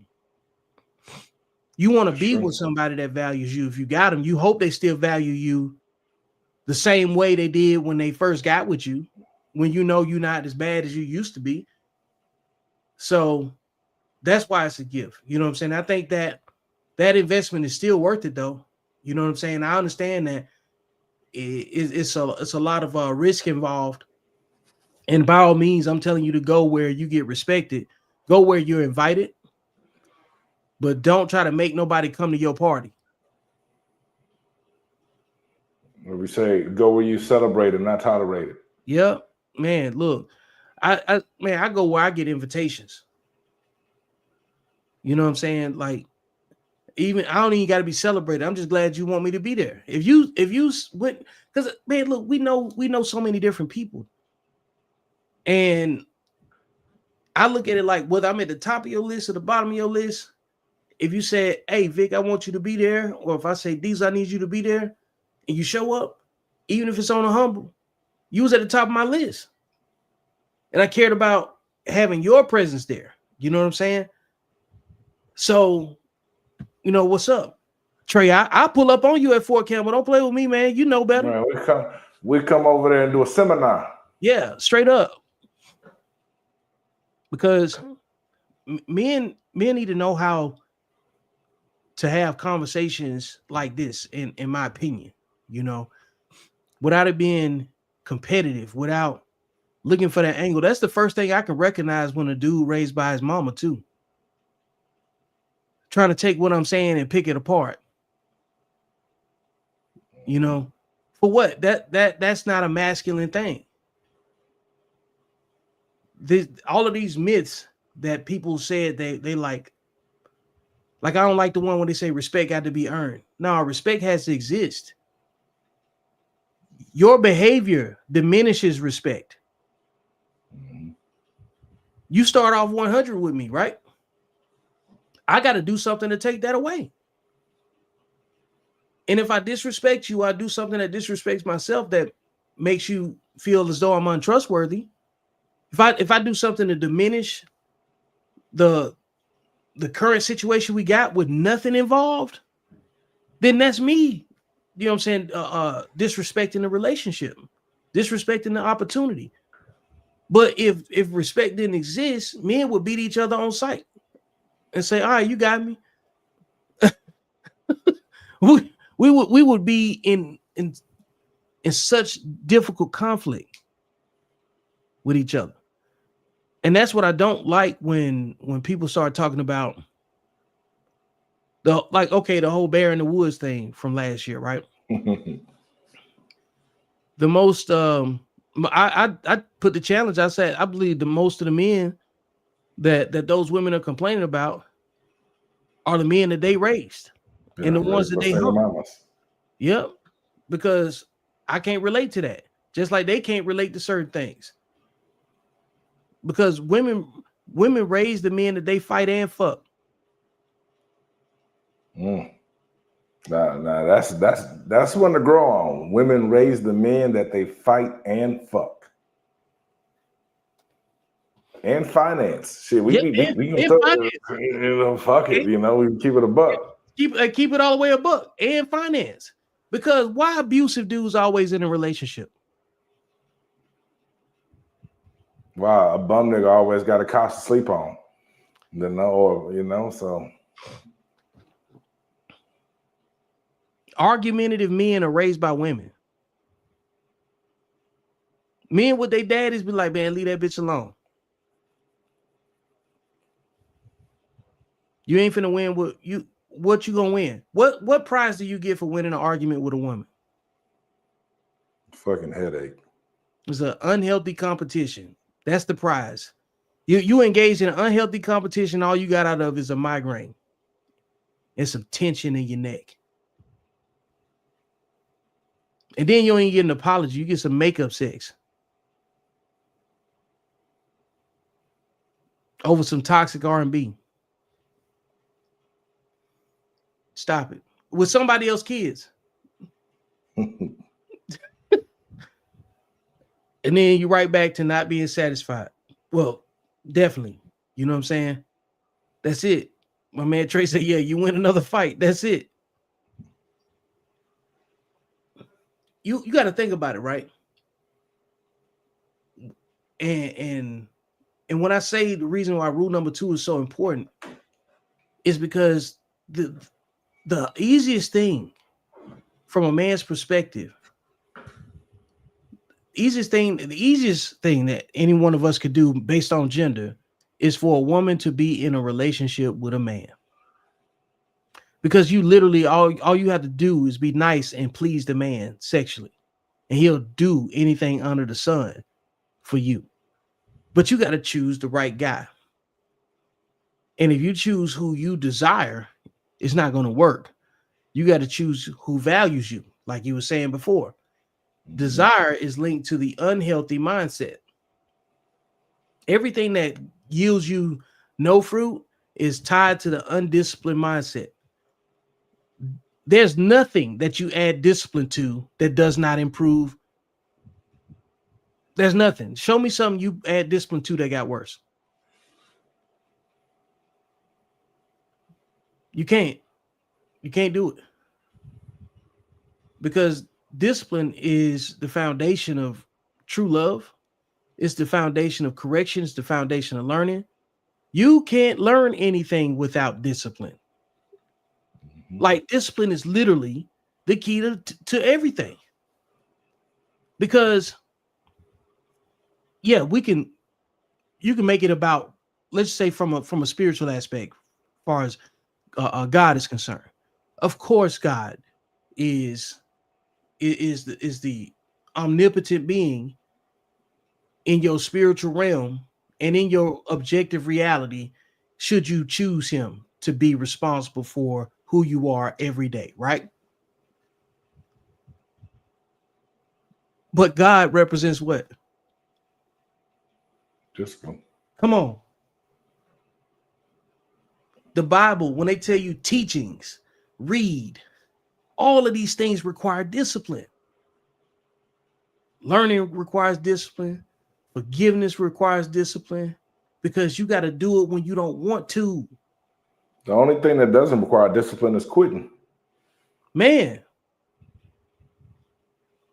Everything else is going to require a level of discipline. So you need. Yeah.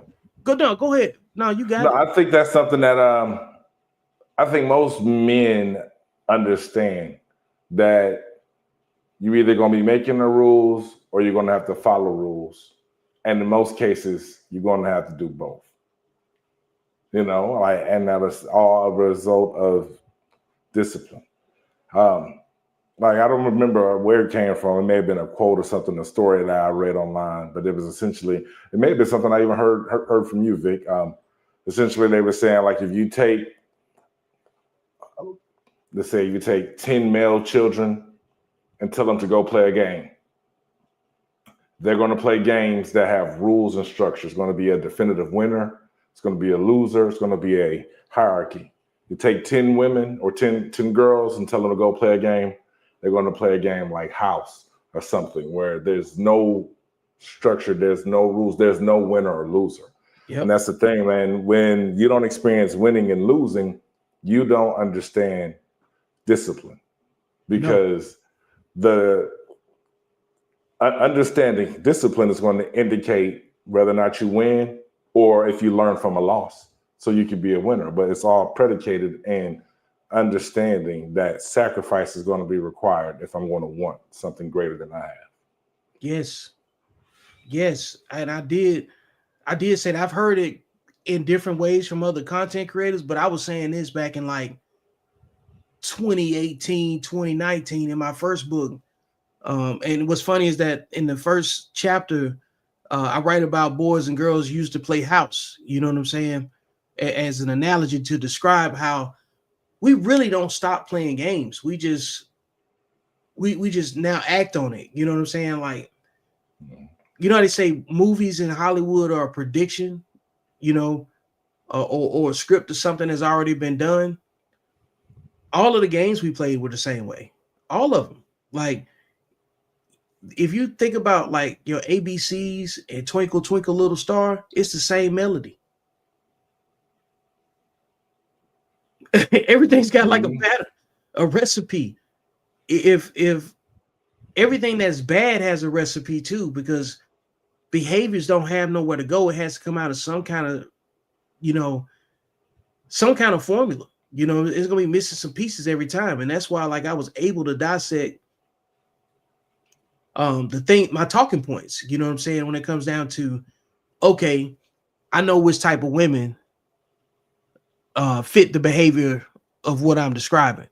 Now, what type of men do those women attract? Because if I'm not attracted to them, and the guys that I know aren't particularly attracted to them, or never been with women that behave that way, well, who's the only men that's left? And the ones that fit the behavior got mamas that act just like them. They got sisters that act just like them. And then a lot of that same demographic of men and women, they all been sexually molested. They all been touched. They've been hypersexual since they was 10, between the age of 10 and 13. Most of their parents was teen parents. Even if you listen to rap music, right? From, I would say, the golden era of rap, like in the last 25 years, right? Before it all started going all wonky, I guess, the best way to describe it. Everything was attributed to mama. And it was always about a situation they mama was in, from being sexually irresponsible. They're saying everything but. I could play we all know plenty of songs that come off the same way. You know what I'm saying? You remember that song, on Ghetto Boys Till Death Do Us Part, Scarface got this song called Street Life. Mm-hmm. And he say, I'm up early in the morning, lacing up my British nights, throwing up my deuce sign, fucking with the street life. Never knew no better because my mommy never taught me. Going out and get the shit that mommy never bought me. Only 10 years old and I can't stay away from trouble. But you don't give a fuck because you ain't never had to struggle. Everybody's telling me it's getting greater later. I need to get my shit right now because it ain't shit in my refrigerator. And I done struggled for my whole life. Seeing my mama laid up with a different nigga every night. You see what I'm saying? Like, that's in the first verse. And he already told a whole life story that a whole bunch of people can relate to.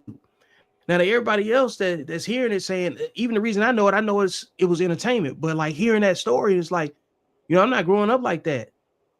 I didn't grow up like that. My mom and my dad was together. You know what I'm saying? So it's a lot of things that, regardless of however, I don't need to know all of the inner workings of my mom and my dad's relationship. I know that they did their job to keep us out of that situation. Off principle. You know what I'm saying?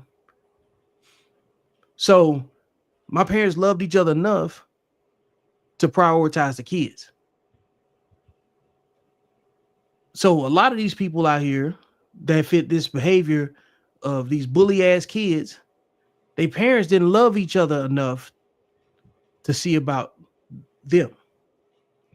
Most people ain't raised in love, man. Most people have survived their parents' poor decision making.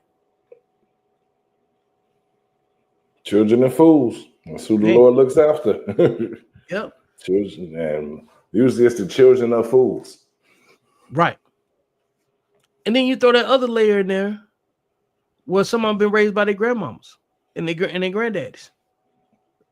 If they don't get locked up, they're gonna be out here getting knocked up or knocking them up. A lot of people raised by the same women that are the least desirable for a relationship. And I think a lot of men and women are coming to that. I've been seeing women going no contact with their moms. When your mothers and your daughters don't even get along with each other, you can't really believe that a woman will ever trust you, because the only person that she's supposed to be able to trust don't even trust her. If you can't trust your mama, you can't trust nobody. Remember Master P? He said, I can't even trust my mama. You know, because he out here, he talking about selling dope. Like, you see the correlation in that? When you out here outside and everybody needs something from you, and if you can't trust your mama, then you can't trust nobody. Most women don't trust their mamas. Hey Trey, it's a lot of studies about that, but they normally indicate that children raised by single fathers end up in better situations. They're not raised in poverty. Children raised by single mothers are far more likely to be raised in poverty than children raised by single fathers. Yo, there's plenty of studies that talk about this. They say the children raised by single fathers produce similar numbers to the children that's raised in two-parent homes. Yep, I could find those studies. It won't be much to show, but yeah, there you have it. Yeah, matter of fact, how about I do something real quick? We throw it on ChatGPT and pull it up on the screen. No, I don't think it's because the statistics are higher for single moms. It's more so just based on the ideology of a single father versus a single mother. You know, so society isn't going to enable a single father to make excuses and not have to yield the same output as they would have to yield if they were still married to mom and in the same household. I mean, essentially, the single father's role doesn't change, except he now has to become more nurturing, you know, but from a provision standpoint, he's doing what he's had to do anyway, but he's not getting the resistance from the other partner when he's making a decision to move the family unit in a direction, you know? Do children of single mothers turn out better than children of single fathers?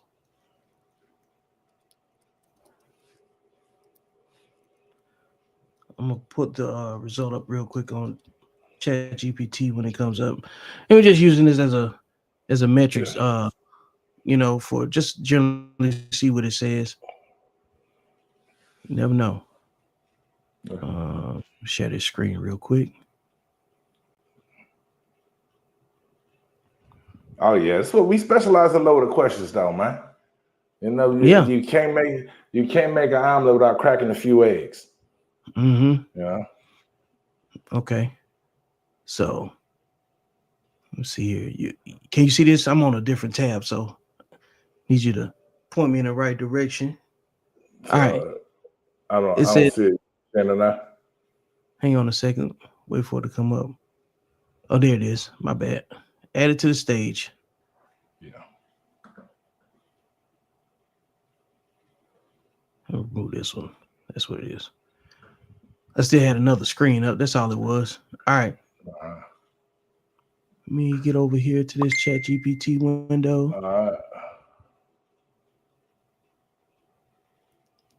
All right. Let's start up here. So, research. So, the question I asked it, I said, do children of single mothers turn out better than children of single fathers? ChatGPT says that is a powerful question, and that depends on the context. Let's break it down based on research, social factors, and nuance. Research says in the US, 80% of single parent homes are led by mothers. Single father households are growing but remain a minority. Child outcomes. Studies find that children from both single mother and single father homes face more challenges: economic hardship, educational struggles, emotional stress compared to two-parent homes. Single mothers more likely to face financial strain. Women earn less on average, plus childcare burdens, but tend to have stronger social and emotional support networks. Single fathers typically earn more on average than single mothers, which can buffer economic challenges. But research suggests some struggle more with providing emotional nurture and day-to-day caregiving consistency. Educational achievement, blah, blah, blah. Studies suggest children in single father homes perform slightly better academically than those in single mother homes, largely due to income differences. I don't know about that one.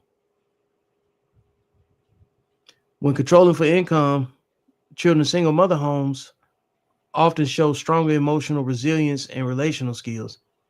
All right, now. Let's see. Behavior and emotional health. Children of single mothers sometimes exhibit higher stress from financial instability. Children of single fathers may show more behavioral challenges tied to a lack of consistent emotional structure. Both groups are at higher risk of depression or dropping out compared to two-parent peers, but outcomes vary widely by support systems. Real key factor: resources and support networks. It is not simply gender of the parent that predicts outcomes. What matters most is economic stability, parental involvement, consistency, community support. In short, neither single mothers nor single fathers automatically produce better outcomes. The difference comes down to resources, emotional support, and what else? Community structures. But because women face more structural inequality, children of single mothers often start with more hurdles. Yet many also develop strong resilience and empathy. Discipline is the key, and not saying from a teaching a child through discipline. The more disciplined parent is going to provide the better environment for the child. You know, when they say that single fathers normally have children who do better in school, discipline, structure, expectations, accountability. These are things that men just do better. Even here, like in short part, the thing that stands out is it makes an excuse for the women. Where it says, but because women face more structural inequality. A woman who's dealing with structural inequality is probably dealing with that because of her lack of discipline.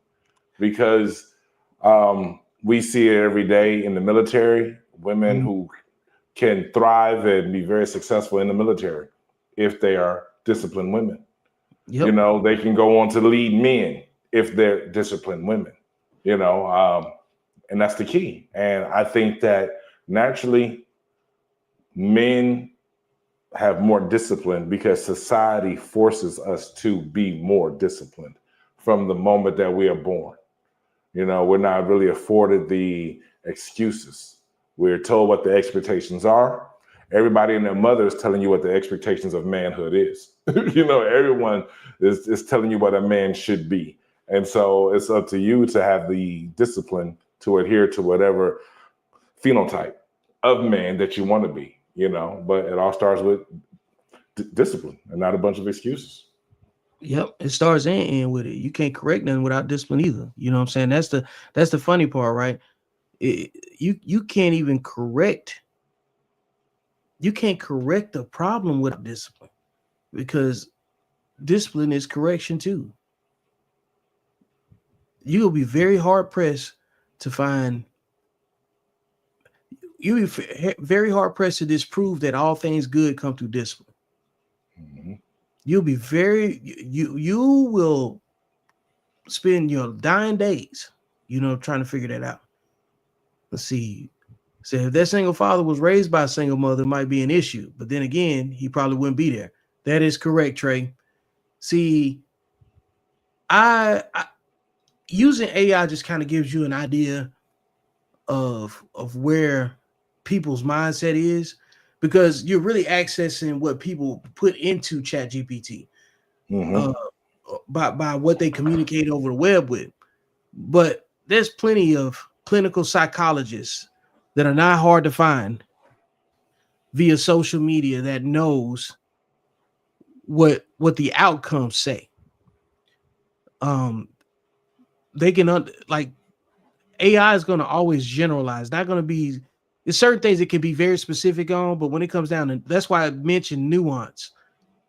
And nuance really means it's picking and choosing what makes sense or to tell a user. Because what a lot of people don't know is that ChatGPT is very gender sensitive. Very gender sensitive. Like I challenged it a few times when I asked it some questions about feminism. It was like, I don't want to tell you that. You know what I'm saying? It started using a lot of weasel words, didn't want to commit to anything.